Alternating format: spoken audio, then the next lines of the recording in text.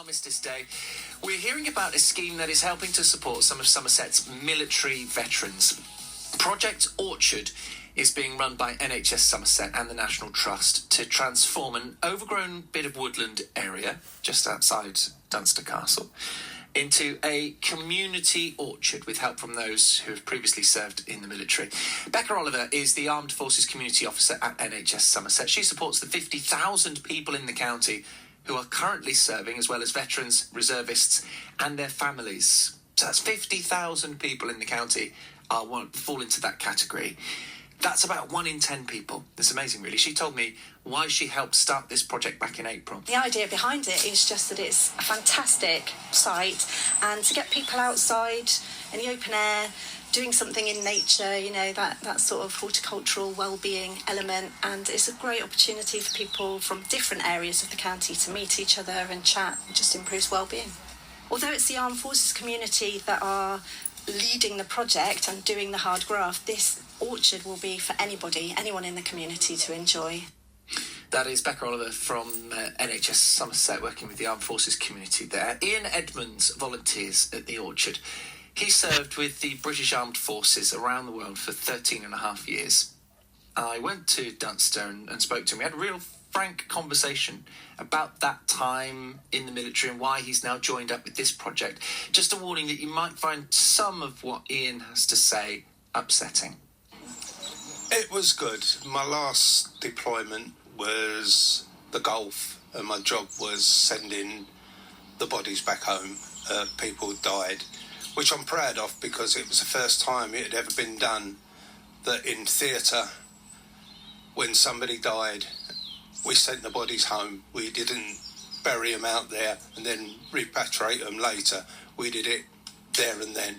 So it was good for the families. They got their loved ones back and we did a good job. It's a nasty job, but it's, I would say, more like the wrong word, it's fulfilling that you've helped somebody grieve.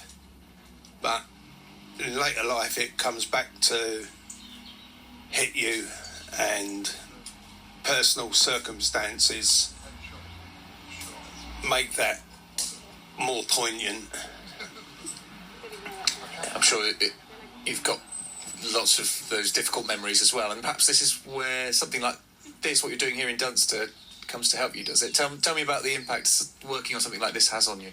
Well, it helps me meet people. I can talk to people. I can explain to people what's happened in my life, and it can also help other people because I've had a lot of trauma and lost quite a few people in a very short period of time.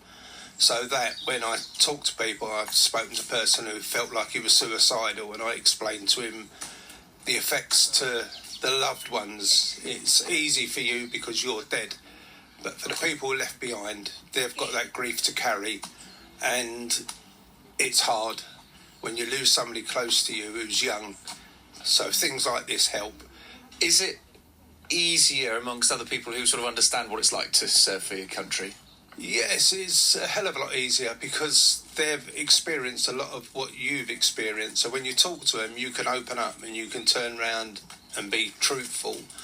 Whereas if you're talking to somebody who has never lived it, they sort of look at you blankly because they don't know what to say. Whereas if you're talking to fellow ex-military, we understand that if you've got a problem, banter, joking is the best way of handling it at times. So that's how we get on. That's how we get on with life, and we carry on going. But there's a lot of people out there that haven't got this, what we've got here, which is a shame because this is better for your mental health than sitting in a room, the other side of a desk of somebody who's never lived through your experiences and going, well, I feel like this, and they're going to sit there going, yep, everybody feels sad sometimes, but it's not sad we're feeling, it's pain. And to get that over to people is very difficult. Let's talk about what you're actually doing here then today, because it's a lovely little spot. I've been to Dunster Castle a few times, but never this particular area. It's lovely. You've got Coniga Tower just over the one side. Beautiful views of the sort of autumn leaves here. Dunster's so beautiful, isn't it? So what are you actually up to today, Ian? Well, today we're planting bulbs, daffodil bulbs, around all the trees we've planted. Really, we should have planted the bulbs before we put the grass down, but the gardeners know best. So today we're out here clearing the last little bit and planting bulbs around the trees. So it's all good. It's out in the open. It's not raining, so it's a result. And when you were a young man, when you were in the military, did you ever think you'd end up doing something like this, gardening in the National Trust place? No, I didn't. No, I mean, when I was married and I had my own house, I got rid of the grass and I planted plastic grass because it was easier to maintain. So coming out here and doing this, getting back to nature, which is what we all should be doing, is getting back to nature and doing something for other people, not just for ourselves. And that's going to help everybody, because it's everybody who will see this, not just us.